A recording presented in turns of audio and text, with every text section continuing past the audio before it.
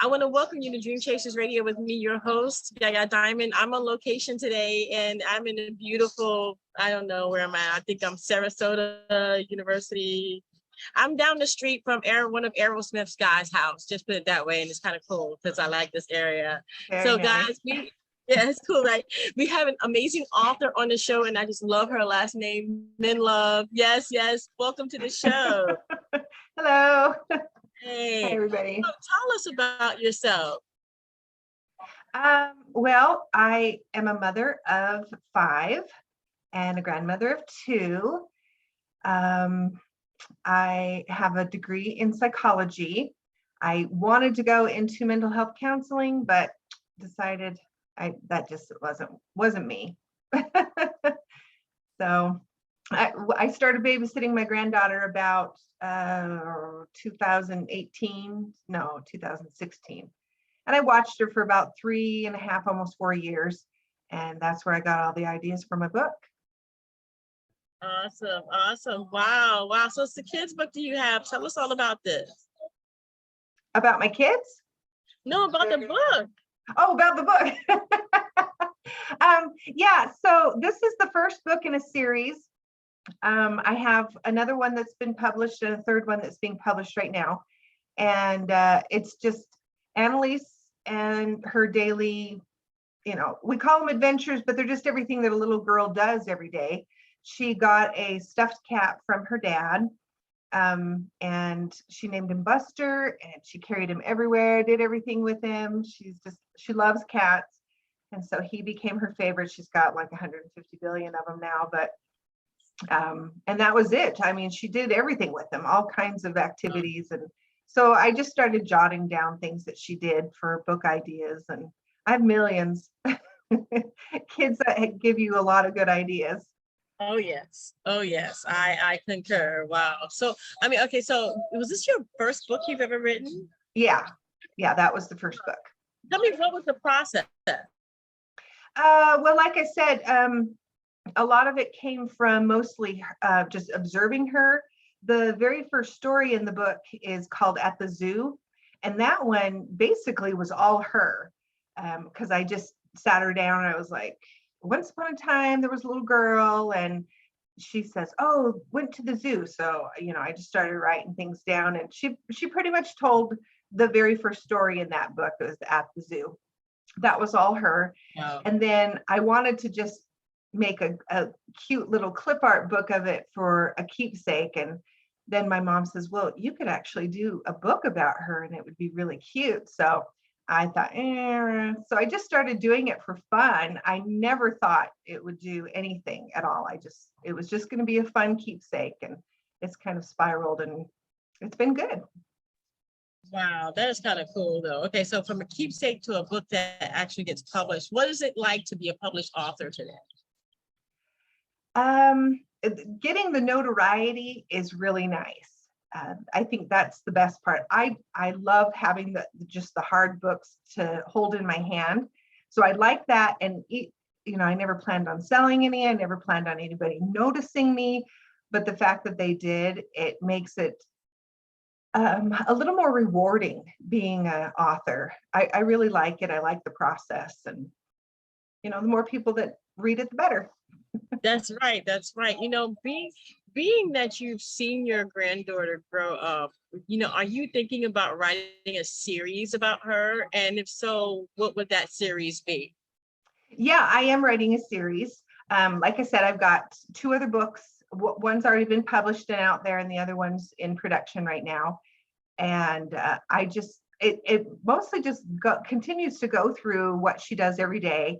I know she's growing up. In the book, she is 4 years old. She's now 6, but I want to keep her at 4 years old because that was just like the perfect age. She hasn't developed all of her vocabulary yet, so I get to use some of the cute vocabulary and her personality and stuff. So I have Fun with Grandparents, which is my second book, and that's just, she's an only grandchild to like so many grandparents that that was just fun. And then the one that's being processed right now is just The Fun Goes On. So it's just more about her day-to-day life and how she makes them fun and adventurous. Wow. So at 6 years old, does she still have Buster? She does. Awesome. Yes. He is very old, beat up, and excessively loved. He does not look clean or beautiful like he did. Well, I mean, if Buster's going on all the adventures, Buster's got to be busted up a little bit. That is so cool. That is so cool. So, okay. So, being a published author, getting this done, the children's books, did you ever think that you would be a children's author? And are you planning on kind of coming out of that maybe once or twice? I never thought I'd be an author, period, at all, ever.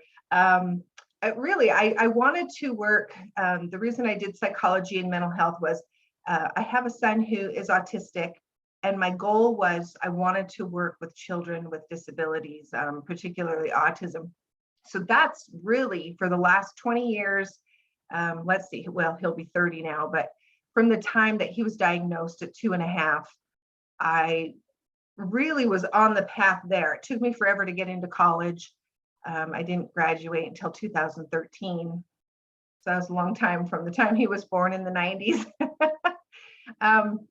But I was able to do it, and that's kind of where I was hoping to go, but it never manifested quite where I wanted to. So this was the next best thing, and I've been very happy doing it.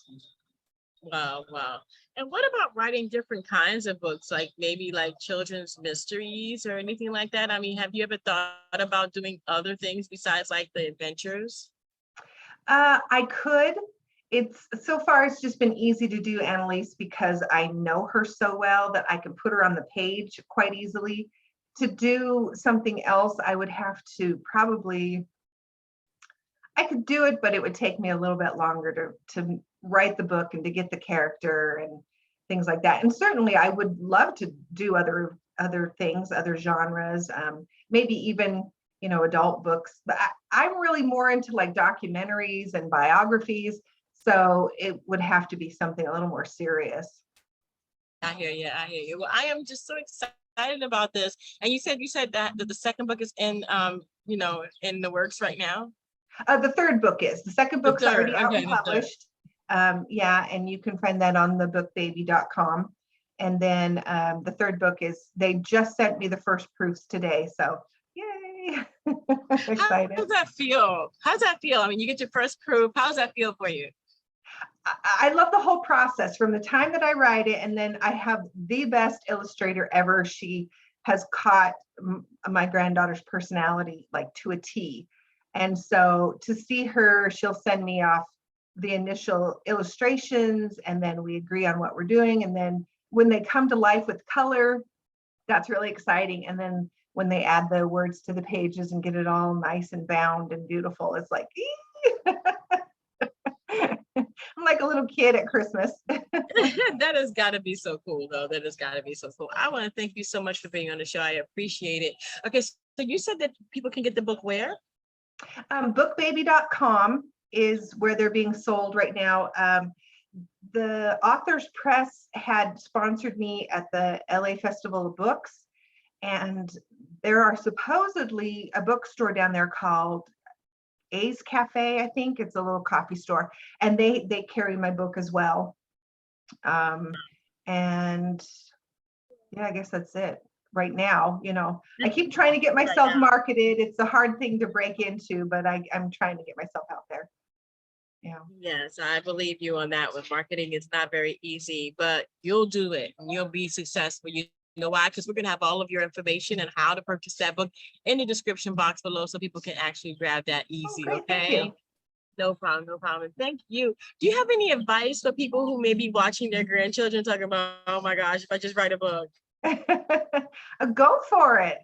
I think even if you just start by maybe that day, they don't call you grandma, they call you Lulu or whatever, then you can write that down and say, oh, I'm now Grandma Lulu. And pretty soon things spiral. They really do. You just have an idea, or they do something really cute that day. And if you write it down and then you just keep writing out the things they say that are just, off the wall, and you're going, where's your mind thinking that you're going there? And then you can just write books off of those things, even just little short stories. Right.